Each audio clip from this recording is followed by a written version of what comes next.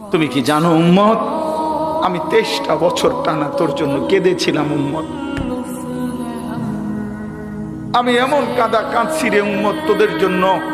এশার নামাজের পরে দাঁড়াইছি, ফজরের আজান পর্যন্ত আমি আমার মালিকের কাছে তোদের জন্য, উম্মতের জন্য চোখের পানি ফেলে কাঁদছিলাম। আমার এত চোখের পানি তোর দিল গলাইতে পারলো না। আমি তায়েফের পাথরের আঘাতে আমার পিঠটা চালনির মতো ছিদ্র ছিদ্র হয়ে গেছে রক্তে। আমি বুকে পেটে 2টা পাথর বাঁধছি ক্ষুধার কষ্টে।